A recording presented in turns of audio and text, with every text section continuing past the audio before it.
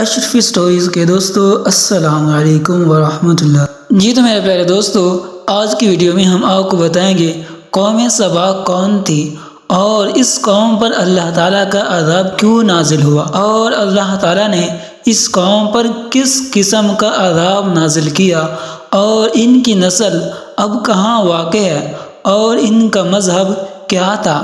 اور یہ قوم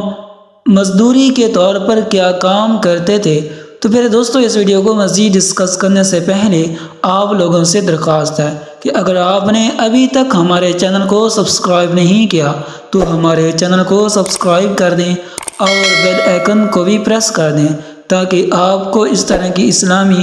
اور معلوماتی ویڈیو بر وقت مل سکے۔ تو پہلے دوستو، قوم سبا عرب کا ایک قبیلہ ہے جو اپنے مورث اعلیٰ سبا بن یسجب بن یعرب بن قحطان کے نام سے مشہور ہے۔ اس قوم کی بستی یمن میں شہر صنعاء سے 6 میل دوری پر واقع تھی۔ اس آبادی کی آب و ہوا اور زمین اتنی صاف اور اس قدر لطیف و پاکیزہ تھی کہ اس میں مچھر نہ مکھی نہ پسو نہ کھٹمل نہ سانپ تھے۔ موسم نہایت معتدل، نہ گرمی نہ سردی۔ وہاں کے باغات میں کثیر پھل آتے تھے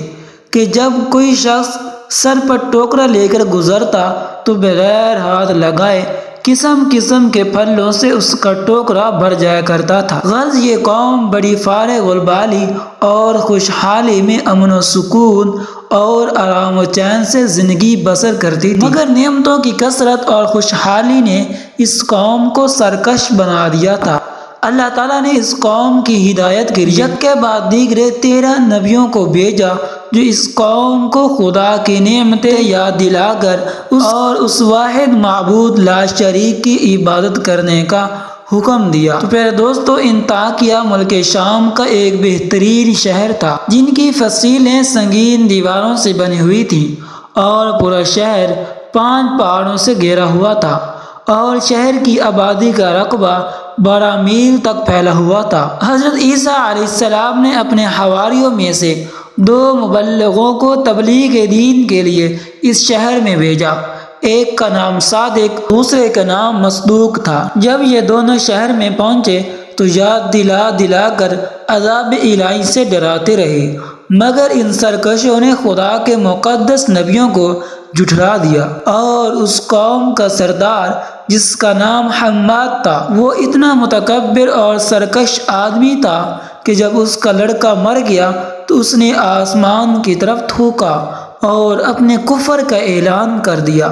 اور اعلانیہ لوگوں کو کفر کی دعوت دینے لگا، اور جو کفر کرنے سے انکار کرتا اس کو قتل کر دیتا تھا، اور خدا عز و جل کے نبیوں سے نہایت ہی بے ادبی اور گستاخی کے ساتھ کہتا تھا کہ آپ لوگ اللہ عز و جل سے کہہ دیجئے کہ وہ اپنے نعمتوں کو ہم سے چھین لے۔ جب حماد اور اس کی قوم کا طغیان اور عصیان بہت زیادہ بڑھ گیا تو اللہ تعالیٰ نے اس قوم پر سیلاب کا عذاب بھیجا، جس سے ان لوگوں کے باغات اور اموال اور مکانات سب غرق ہو کر فنا ہو گئے، اور پوری بستی ریت کے تودوں میں دفن ہو گئی، اور اس طرح یہ قوم تباہ و برباد ہو گئی کہ ان کی بربادی ملک عرب میں ضرب المثل بن گئی۔ دوستو، عمدہ اور لذیذ پھلوں کے باغات کی جگہ جاؤ اور جنگلی بیروں کے خاردار اور خوفناک جنگل اگ گئے، اور یہ قوم عمدہ اور لذیذ پھلوں کے لیے ترس گئی۔ سیلاب کس طرح آیا؟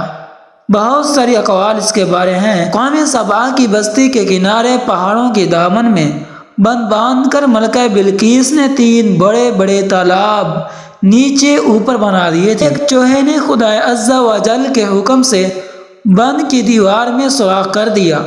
اور وہ بڑھتے بڑھتے بہت بڑا شگاف بن گیا،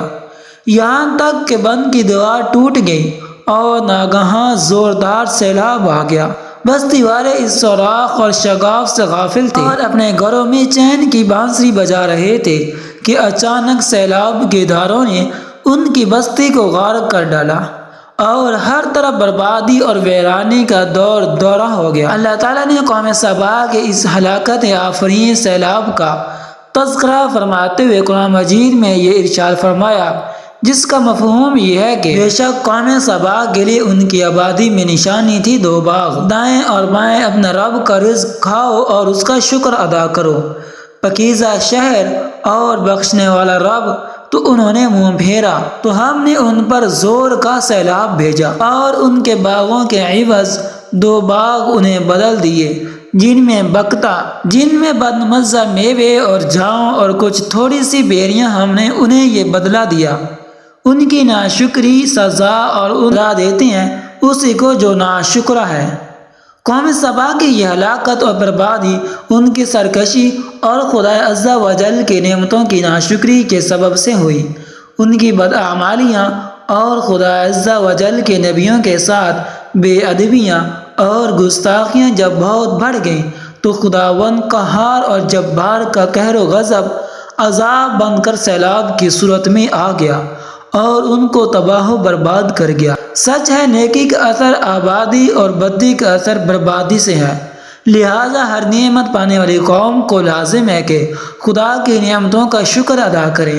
اور سرکشی اور گناہ سے ہمیشہ کنارہ کشی اختیار کرے، ورنہ خطرہ ہے کہ عذاب الہی نہ اتر پڑے، کیونکہ جو قوم سرکشی اور بدعمالی کو اپنا طریقہ کار بنا لیتی ہے اس کا لازمی اثر یہی ہوتا ہے کہ وہ قوم عذاب الہی کی مار سے برباد اور اس کی آبادیاں تہس نہس ہو کر ویران بن جاتی ہیں۔